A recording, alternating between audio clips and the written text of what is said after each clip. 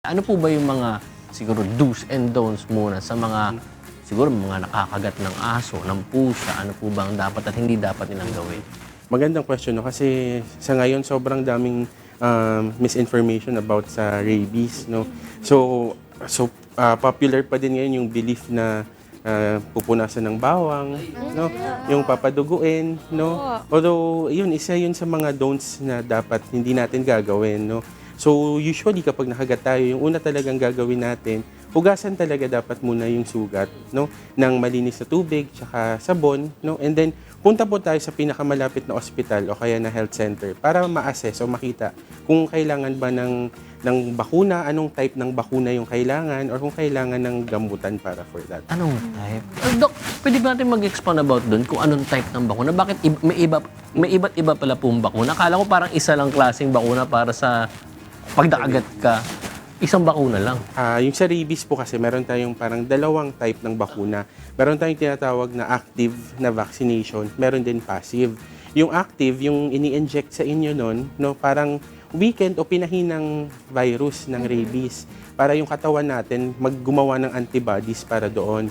Yung tinatawag naman na passive, ang ini-inject sa inyo, yung antibodies na mismo, no, para doon sa rabies.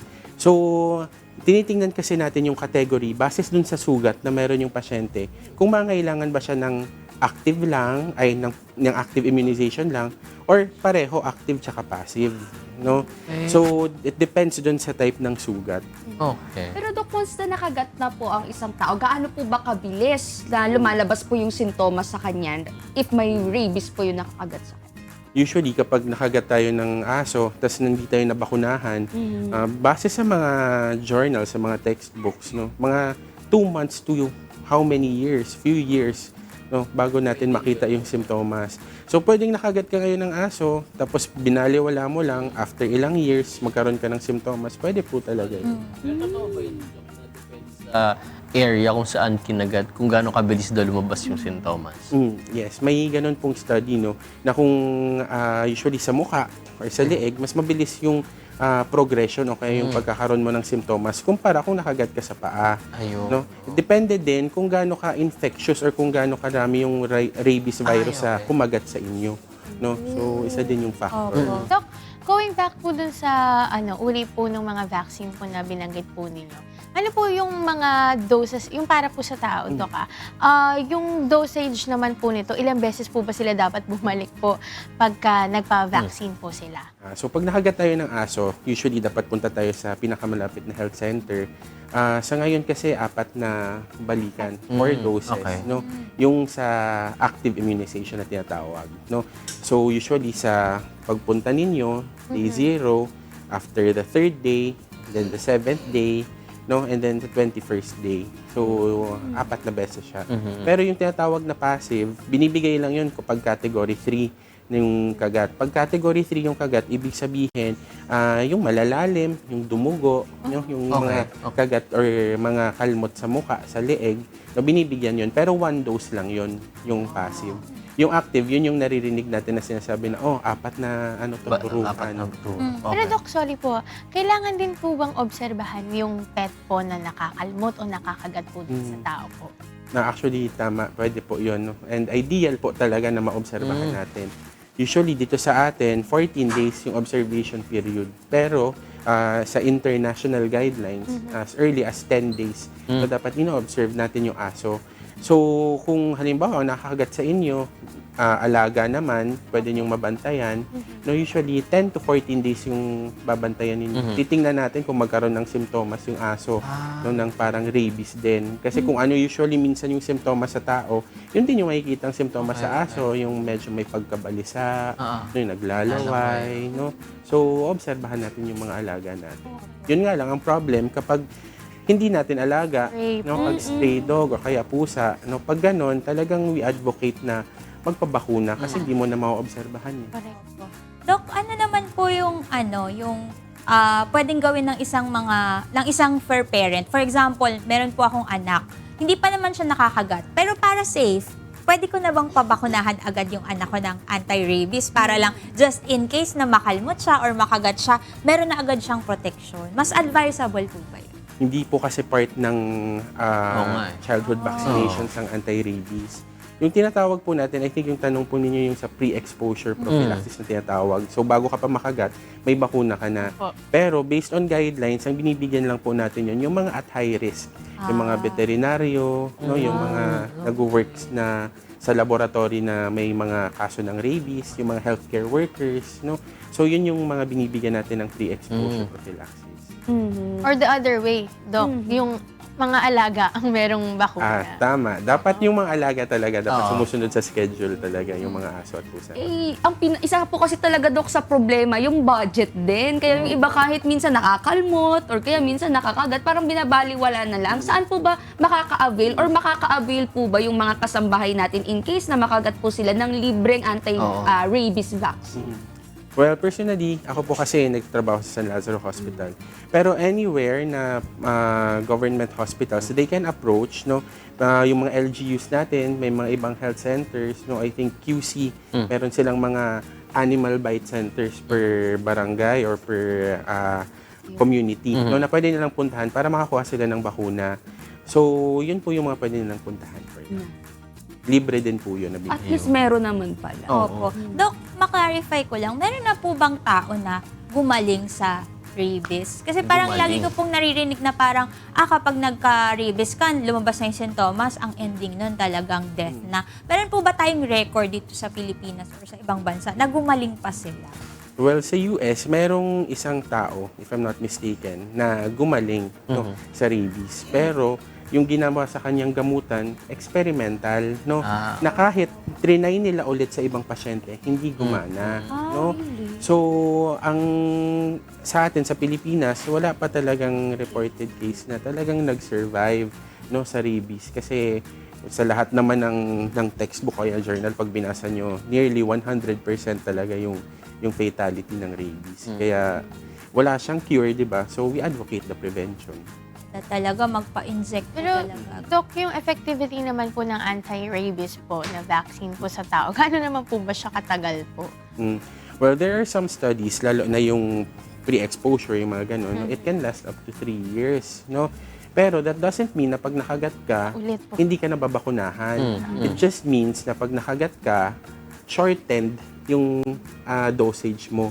Di ba usually 4, no? Opo. Pero halimbawa, kung nabakunahan ka, tapos nakagat ka ulit, magiging 2 na lang siya. So yun yung benefit kapag nagkaroon ka ng parang vaccination tayo. Baka kasi ang nasa isip po nila, ay okay lang kasi nakagat ako last time, nagpabakuna na ako, baka may immunity pa ako nung vaccine. So hindi pala ganun, Doc. May immunity naman siya, pero kailangan mo pa rin magpapakuna. Padagdag ng dose. Okay. Doc, I think yun yung Sigurado. tinatawag nila ng mga booster shots. Kasi parang last time nagpa-anti-rabies vaccine ako. Tapos sabi nila, kung nagkaroon na daw ba ako ng record before. Tapos pinakita ko lang yung record ko na natapos ko yung series ng vaccine. Tapos sabi nila, ay within 3 years pa to. So booster na lang yung ibibigay natin. Parang ganun po sa'yo. yung term na. Booster shot. Pero Doc, may tips po ba kayo para makaiwas tayo sa rabies para sa mga kasambahay natin, lalo na sa mga pet owners? Siyempre, unang advice talaga is dapat pabakunahan niyo yung mga alaga natin. Number no? 1. Kasi kahit sabihin nyo na, alaga naman namin yan, nasa bahay lang yan, di lumalabas. Pero just to be on the safe side, yung ina-advocate natin na mabakunahan yung mga alaga natin. At the same time, anytime po na may masugatan po kayo, no? Makalmot kayo or makagat kayo, alaga nyo man o hindi, better po na pumunta kayo sa doktor para ma-assess natin yung sugat. No? Kasi kahit alaga po ninyo, hindi naman natin masasabi kung baka may rabies sila or wala. So, better na ipakonsulta nyo pa din siya.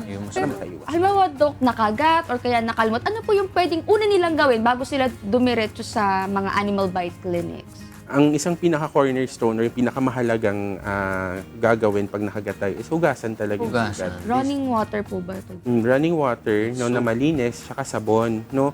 Kasi ang ginagawa nun, yung mga natitira, kasi di ba yung laway ng aso, pag kinagat ka, nandun pa din siya eh. So, kailangan natin siyang hugasan para yung ibang virus na nandyan pa sa labas, matanggal. Speaking of, nabanggit niyo po may mga categories pala yung mga bites. Pwede po ba natin pag-usapan for more on sa mga different categories para sa mga kasambahay natin? Siguro, wag naman sana may mangyaring makagat. At least may idea sila na kung anong category pala ito at gaano ka, kumbaga, severe itong klaseng mga bite. So yung category 1, yun yung pinaka-mild, no? So yun yung mga nakalmot ka, no? Or Scratch lang po. scratch or nadaanan ng ngipin ng aso na hindi dumugo, Pwede- parang okay, gas-gas okay. lang. Walang no? bleeding, okay. Or dinilaan ka ng aso sa parte ng katawan mo na wala namang open wound or walang sugat. So yun yung category 1, no? So low risk siya, pero we still advocate na makita pa rin ng doktor kasi baka kailangan ng bakuna. Yung category 3 naman, yun yung pinaka-worst kasi 1, 2, 3. No? So kung yung 1, yung mild, yung 3, yung worst. No? So 3, yun yung mga malalalim na kagat, no? Kagat sa muka, kagat sa leeg, no? O yung mga kagat na kahit sa paa o kaya sa kamay pero dumugo, malalim, no? O kaya kapag dinilaan ka ng aso, no, sa parteng may sugat, no, yun yung category 3. So automatic po yun, kailanganin talaga ng bakuna, no? Yung both active and yung passive, no? Yung category 1 kasi and category 2, pwedeng kahit yung active lang, yung 4 na turukan, no, hindi kasama yung antibodies. Pero pag category 3, dahil nga malala na siya, no, sa category, kasama na yung antibodies doon sa ibibigay. Oh, maganda. Pero Doc, curious lang, ano po ba yung unang system sa katawan natin na tinatamaan nitong rabies once na makapasok siya sa katawan? Okay, so yung pinakauna kasing nararamdaman ng mga taong may rabies is parang feeling nila na mamanhid yung kinagatan sa kanila. No? So once na maramdaman nila yon or parang may ibang sensation dun sa kagat. So once na maramdaman nila yon, yun na talaga, start na yun ang simptomas ng rabies. Hala. No? And then that's the time na kahit magbigay tayo ng bakuna, talaga natin siya masisingit. Kasi may simptomas ka na eh. So, yun yung una nilang babantayan. Kapag yung dating kinagatan sa kanila or kinalmutan, parang nagmamanhid, no? Yun yung mga first symptoms. And then slowly, magsispread na siya sa katawan hanggang sa yung mga nakikita na natin sa TV na nagwawala kasi naapektuhan na yung brain, no? Pero to kasi may mga stories kami nakita sa social media na yung kagat daw po sa kanya years ago pa, pero kumbagang recent lang na lumabas sa kanya yung sintomas. Ano po ba yung nagtitrigger doon? Or trigger po ba yung tamang Ba't term na late, no? gagamitin? Bakit tagal? Bakit siya lumabas? Ganun do. Ang incubation period kasi ng rabies, o kaya yung parang time na nakagat ka hanggang sa magka-symptomas ka, yun, mga 2 months to years actually, no? So kung di ka nagpabakuna, pwedeng in the future, saka magkaroon ng simptomas. Kasi baka yung kagat sa kanya, nasa paa, no? Or baka yung kumagat sa kanyang aso, mababa lang naman yung virus sa laway, no? Pero meron pa din kasi. Or may iba naman kasi tayong cases na hindi nila alam o hindi nila malayan, nakakalmot pa rin pala sila, repeated yung exposure, no, or nakakagat sila. Kahit sabihin nila na, yung pangalawang kagat kasi di naman ako nasugatan. Pero we can't be sure kasi. So, yun yung mga factors kung bakit minsan parang after a few years, doon mag-a-appear yung symptoms. Doc, meron po ako naririnig minsan, yung parang sinasabi pa na, ay, wag ka na magpa-vaccine kasi yung aso ko naman may vaccine. anti-rabies yan. Bakunado na. Rabies yan. Dapat pa po ba sila magpabakuna or okay na po ba yun? Kasi minsan yun pa yung dahilan eh. Sa guidelines kasi, kapag fully vaccinated yung aso, no, we can opt na bantayan na lang siya. Kung nababantayan talaga siya, no, kung pet dog siya, kung hindi siya stray, no. Pero dahil nga ang rabies ay nakamamatay, no, once na may simptomas ka, we still advise them to go to the nearest health centers para makita. Mas okay Para na safe. yun. That's true. Kaysa yung Maybe- magsapalaran pa. Pero Dok, sa mga gantong cases ba, kunyari alaga nila hindi aso at pusa, meron po ba ibang pwede pang magdala ng rabies virus bukod sa aso at saka pusa na typical alaga po kasi yun eh. So, di ba dito sa atin kasi, sa Pilipinas, yung cases ng rabies, pinaka-common sa kagat ng aso, Yes kagat ng po. pusa. Pero sa abroad kasi, dahil maganda yung infection control nila, no, yung program nila sa mga pets and even sa tao, like sa America, usually bats or mga paniki yung nagdadala ng rabies. No, may misconception din na pag nakagat ba ng daga, magkaka-rabies. Yun nga po eh. Diba? So, usually, yung mga sa daga, yung kagat sa daga, very, very low risk of having rabies. Okay. So, ang binibigay lang doon, yung tetano na bakuna. Kasi anything na kagat pa din or sugat, pwedeng magka-tetano. Pero Doc, hindi ba ito natatransmit from sa person to person po? For example, nagkaroon na po ng rabies yung isang tao po. Tapos, Kinagat ako. laway, gano'n. Nangagat. Mga nurse. Ganun po. Nangagat siya. Laway sa tubig po na inuman, ganun po. Transmit po ba siya, Doc? Pwede pa rin po. Yeah. Kasi 'di ba ang main na dahilan kung ba't tayo nagkaka-rabies is yung kagat ng aso, which is yung virus nasa laway nila. So ganun din kasi yung nangyayari sa tao. Yung rabies na virus, once na nagkaroon tayo ng simptomas, napupunta din sa laway ng Ala. tao. So may chance po. Although hindi ganun kataas, Mataas. may chance pa din. Ingat na tayo. Huwag ka makagat. Huwag ka makagat. Pero, Doc, eto po, curious question po. Bakit po takot sa tubig po yung nagkakaroon po ng rabies? Rabies virus? May mga phobia sila. Oo. So, yung mga rabies natin na pasyente, actually, hindi nga lang sa tubig eh. Opo. Base sa mga nakikita namin sa mga na-admit sa amin, no, madaanan mo lang yung hangin ng pagdaan Ay, mo. okay. Talagang nagre-react sila. Hindi sila takot sa tubig o kaya sa hangin. Pero kasi pag nakakita sila ng tubig, no, yung mga muscle nila sa lalamunan, nagsaspasm or naninikip. So, sobrang sakit nun para sa kanila. So, it's not because takot sila sa tubig, pero dahil pag nakakita sila ng tubig o kaya pag uminom sila, biglang maglalak yung mga muscle nila sa lalamunan. Kaya nakikita nyo na parang dinudura nila or hirap sila lumunok. Dok, kapag ganyan na yung sintomas nila, ilang oras na lang yung Grabe ka hinihintay naman. natin. Oras, di ba, Dok? Oras lang yung hinihintay para dun sa kanilang, pagkawala.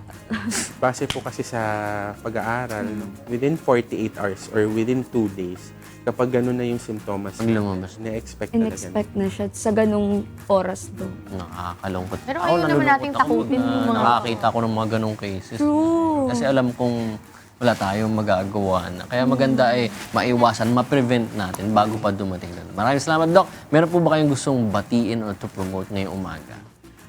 Siyempre, dahil pinag-uusapan naman po natin yung rabies, no, pinopromote talaga natin na Opo. magpabakuna yung alaga. Yeah. And then, siyempre, yung mga nakagat po ng rabies. No? And then, gusto ko lang po batiin ng good morning din yung staff po natin sa San Lazaro Hospital. No? Sila Dr. Solante po, sila Dr. Edrada, yung mga training core po natin sa infectious diseases. And also, yung mga co-doctors namin, no? Yung mga co-fellow in training namin. And then, yung family ko po, back in Bicol. Ayan. Good morning po. Salamat. Good morning po sa inyo. Again, maraming salamat, Dr. Gian Paulo Alzaga. Paalala po ito sa atin na huwag isawalang bahala ang kalmot o kagat ng ating mga alagang hayop kahit na nababantayan at alaga natin sila.